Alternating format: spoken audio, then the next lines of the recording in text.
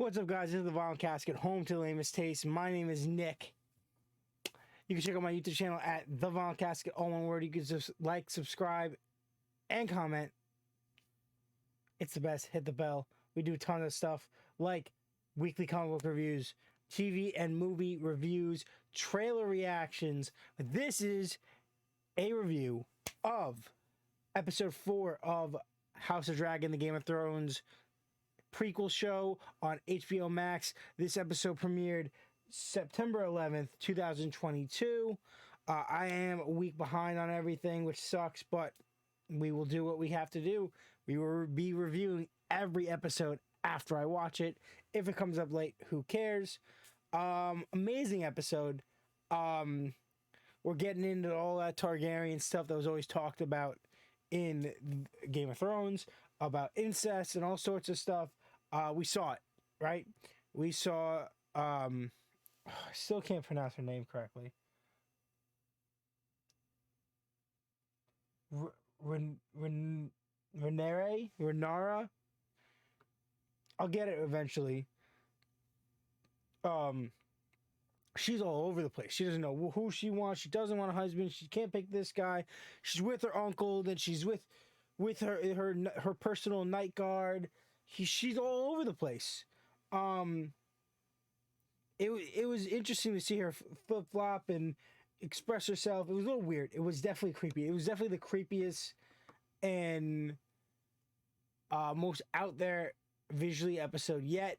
But like obviously we expected to see some of that stuff, being Game of Thrones, being that set in like an even earlier, more archaic period. It was gonna be like this. So this was the episode that hit us with it. We see the rebuild of the friendship and the trust between her best friend, who's now the queen, now married and having kids with her father.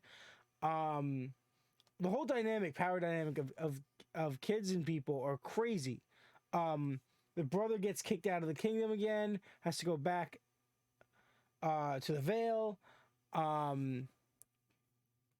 I had a theory that it wasn't even the uncle that did the stuff, which still could run through, being that the woman that he tried to marry as his second wife and lie that she was pregnant was in there with all these kids running around, right?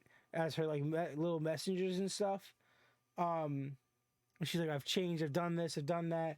And I'm like, could this be one of those faceless people? Like the people that wear the masks and, you know, we never got a full explanation of their significance throughout time in the realm.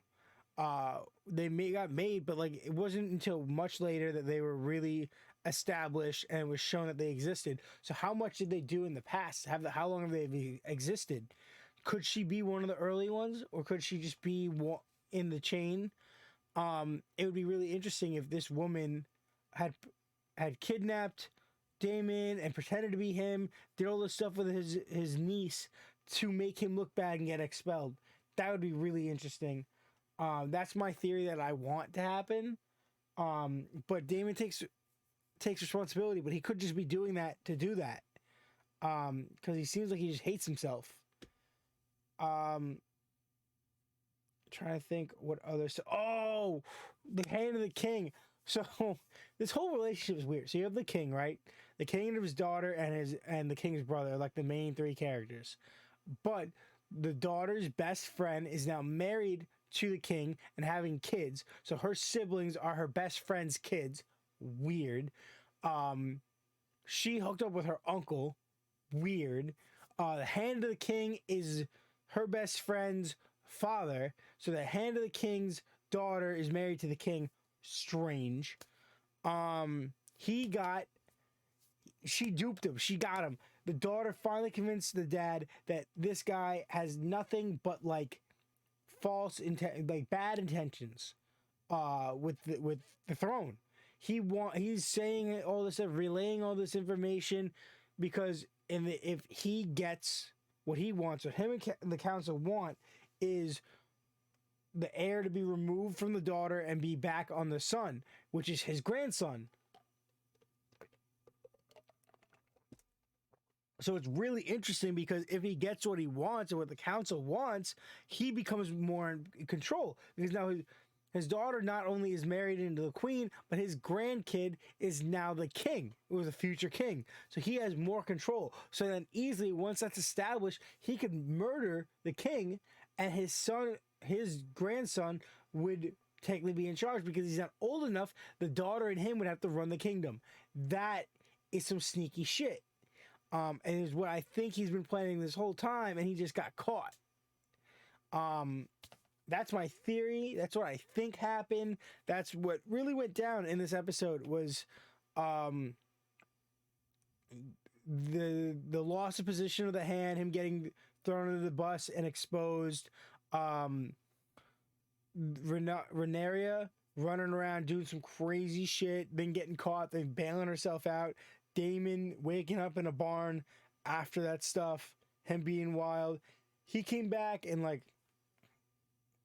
united the king of this narrow sea, gave the title back to his brother, reunited. It was like a good moment. And then I think we're gonna see Renaria marry her cousins, right? The Valerian, the guys with the dreads and the other dragons.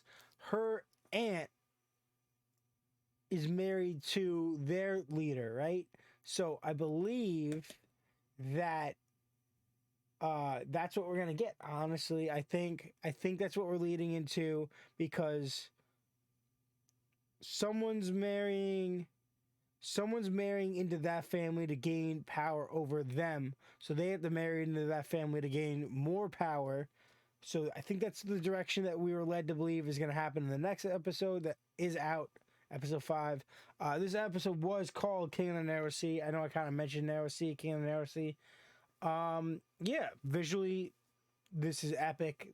CGI is awesome. This whole episode's awesome. Whole series is awesome. A lot of really good acting here. And yeah, if I missed something, let me know in the comments. What was your favorite part? What's your favorite thing so far in the series? What is your theory? Like, are these the masked people? People with a million faces?